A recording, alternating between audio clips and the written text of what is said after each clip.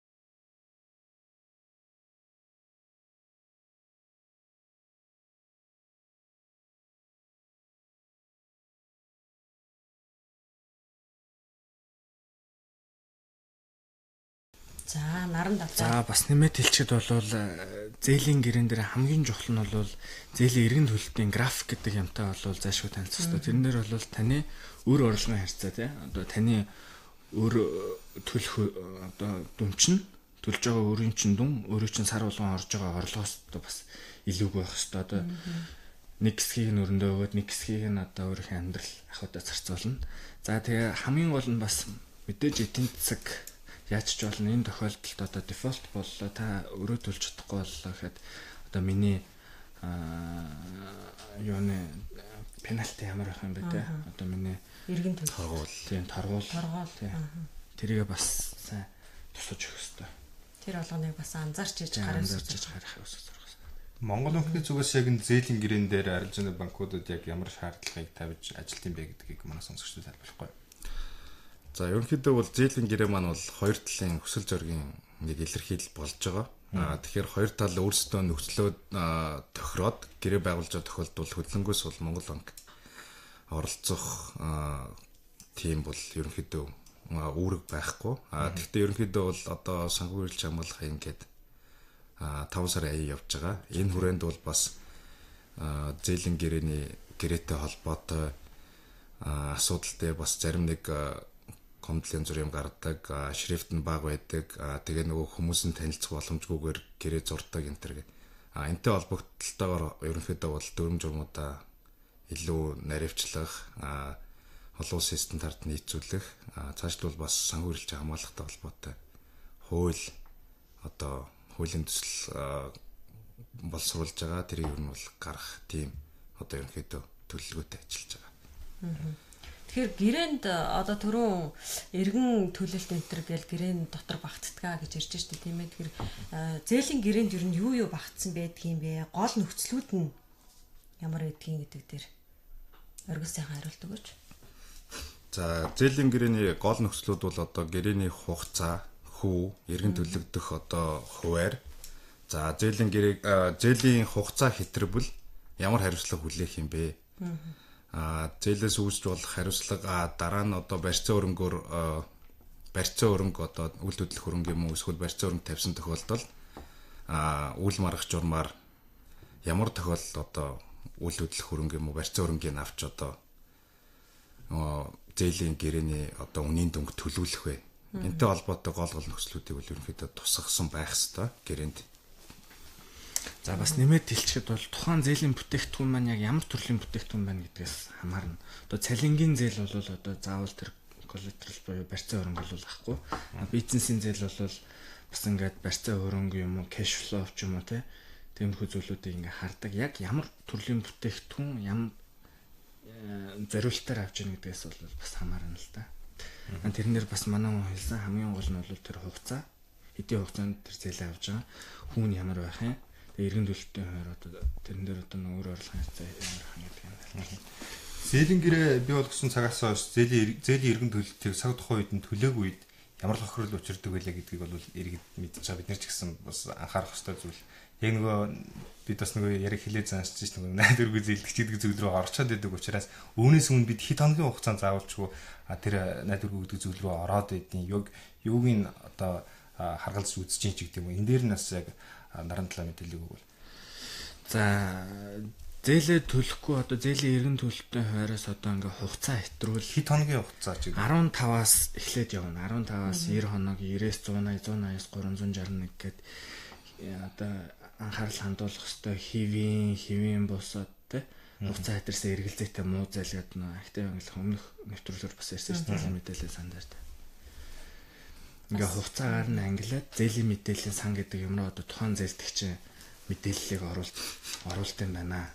Тэгэнгүүт тэр мэдээлэл чинь ингээ банкны системд банкч гэлтгүй ерөн санхүүгийн системд ингээ санхүүгийн түүх болоо ажиллавал эргээд өөр ямар нэгэн зээлдэгч одоо санхүү үйлчлэл үзүүлж байгаа банк санхүүгийн байгууллагууд таны зээлийн түүхийг хараад за энэ хүн санхүүгийн тэр хариуцлагатай хүн бэ гэдгийг чинь шууд хараад тань зээл олох уугүй юу гэдгээ шийддэг юм аа.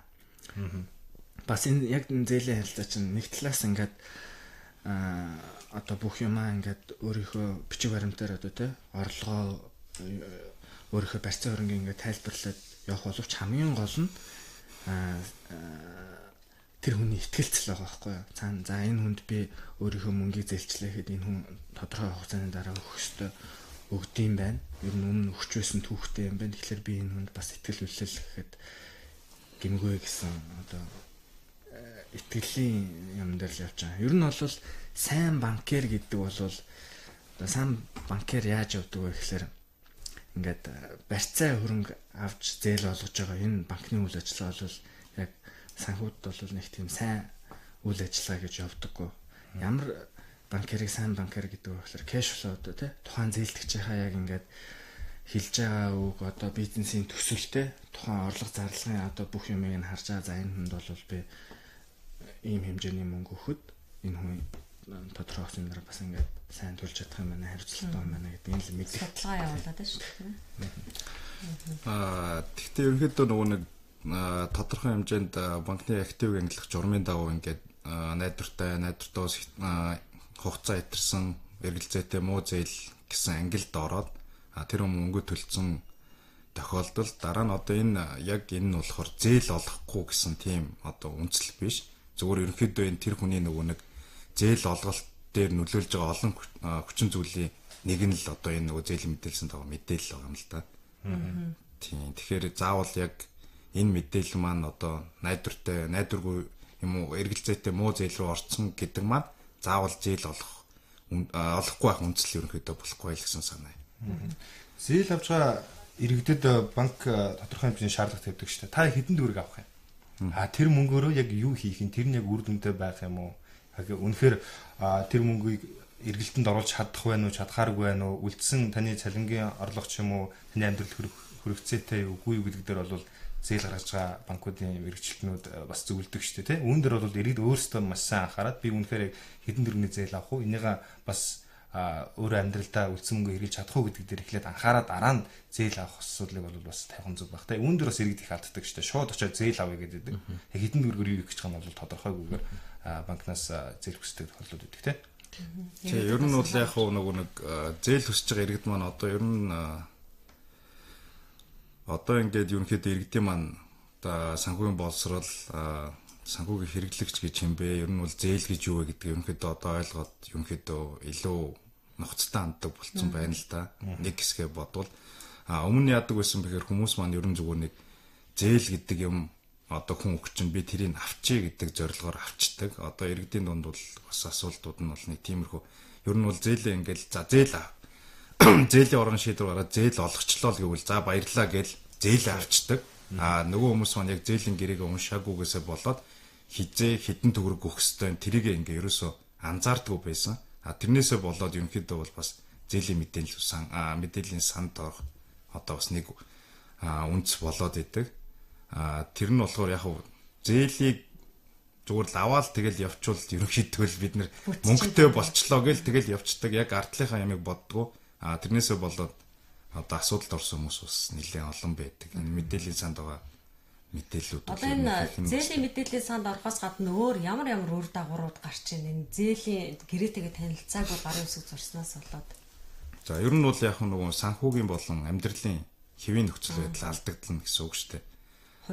Тийм. Тэгээд дээрэс нь одоо зээлээ төлөхгүй байлаа гэхэд за барьцаа өрөнгөтэй байсан тохиолдолд бол барьцаа өрөнгөө одоо үйл маргач журмаар алдах гээд гэрээнд заасан асуудлууд болно. Тэгээд эргээд зээлээ төлөөгүйсээ дараагийн одоо зээл авахж бас нөгөө нэг зээлийн мэдээллийн санд орсон мэдээлэл чинь бас нэг мэдээлэл нэг шалгуур үндэслэлний нэг нь болоод байгаа учраас бас яг тэр хүндрэл дараагийн нөгөө нэг эргээд бас буцаа зээл аваад одоо бизнес эрхлэх тэрэнд нь бас нөлөөлөх магадaltaй. Тийм учраас ер нь бол хүмүүс бас зээлээ авахдаа эргэн төлөлтөө би яаж хийх вэ? Ер нь яг энэ эргэн төлөлтийг би хийх боломжтой үгүй гэдгийг сайтар судлах хэрэгтэй. Тэгээгүйсээ болоод одоо өөрийнхөө нөгөө одоо орлогын харьцаа гэдэг нь шүү дээ. Одоо ер нь бол ипотекийн зээл дээр 45 55 гэж байдаг. Тэр хэмжээнээсээ хитүүлж зээл аваа за тухайн үедээ бол одоо би ингээд юу ячнаа хин нэгнээс аваад аргалаад тухайн үедээ төлөөд энийгээ дуусгачнаа гэсэн тийм найдвар өөр дээрээ тавиад тэрнээсээ болоод ингээд юу алдах тохиолдол бас зөндөө байна л та.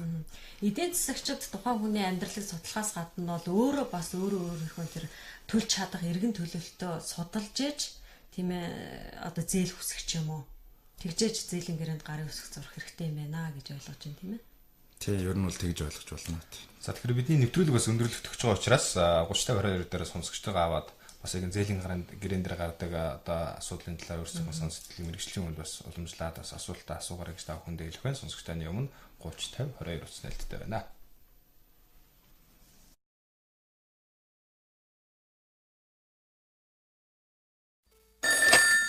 Техник хөтөлбөртэй холбогдох утасны дугаар 30 50 22.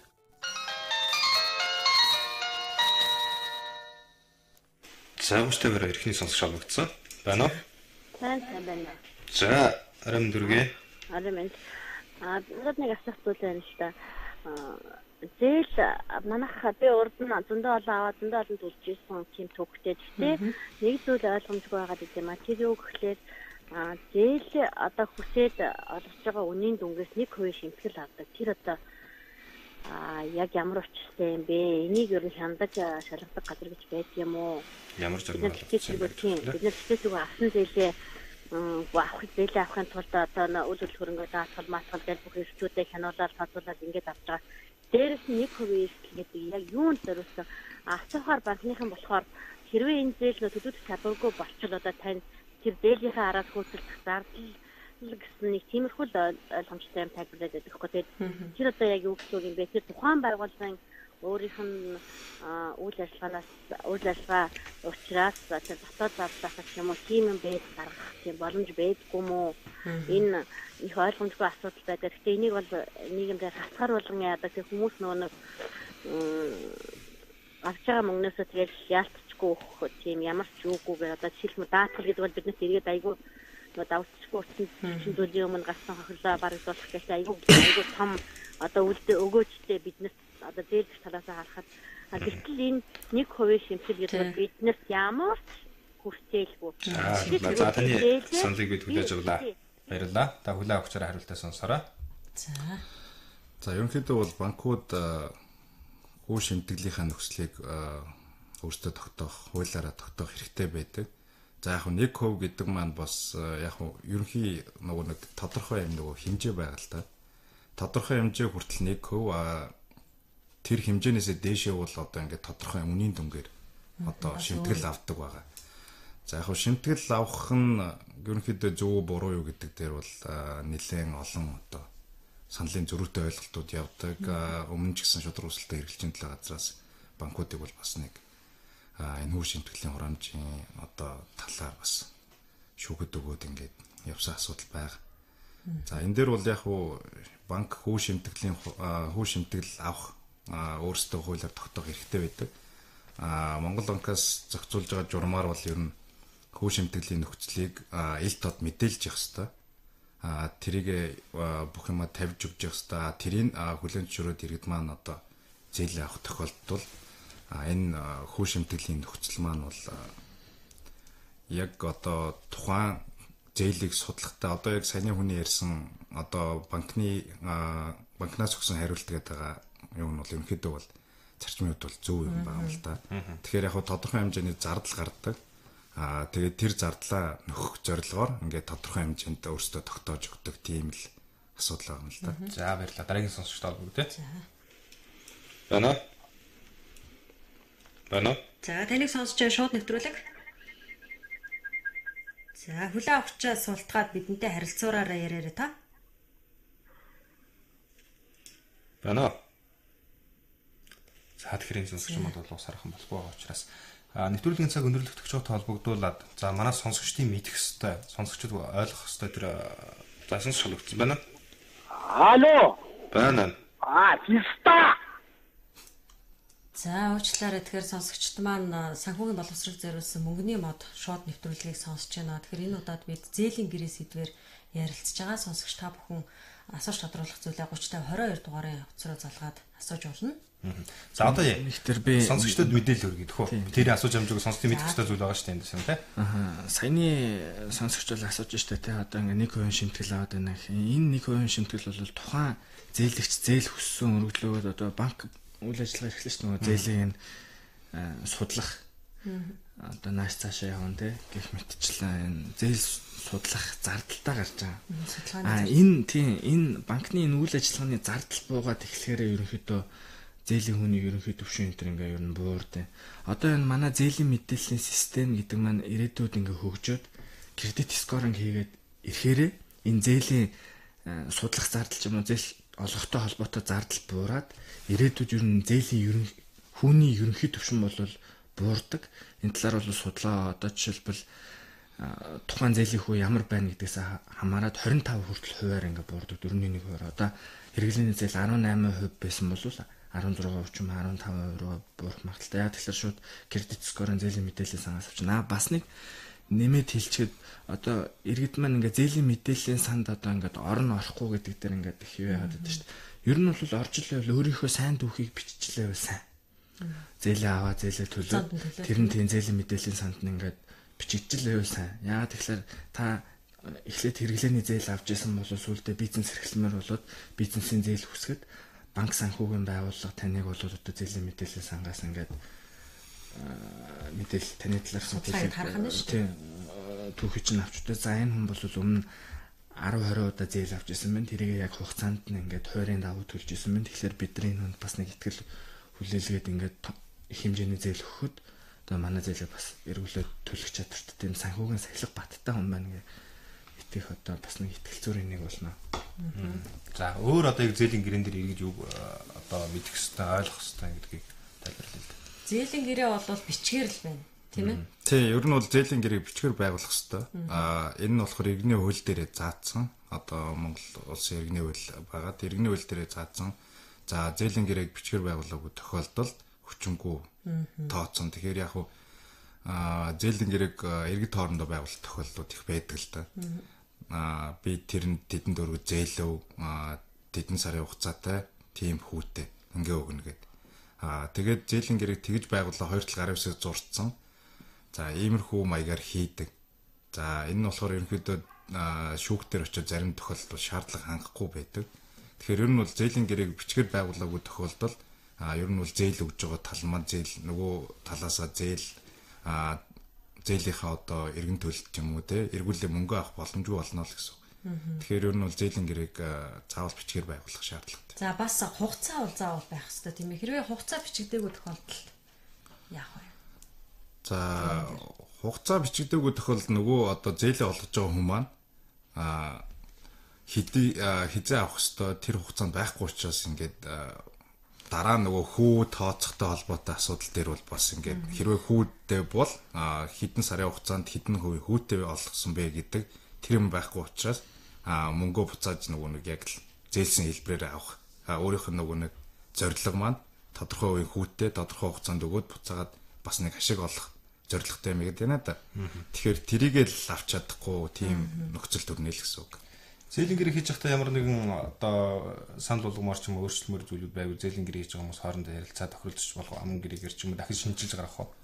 Ерөнхийдөө бол гэрээ гэдэг маань хоёр талын одоо хүсэл зоригийн илэрхийлэл байдаг иргэний хуулийнхаа дагуу. Тэгэхээр ер нь бол яг банкн дээр одоогийн яваад байгаа нөхцөл байдал бол яг хүмүүс өөрсдөө нөгөө зээл хэрэгтэй эсвэл мөнгө хэрэгтэй учраас яг зээлийн гэрээг уншихгүй тэрэнд өөрсдийнхөө одоо нөгөө нэг санал бодлыг тусахгүй л байна л да.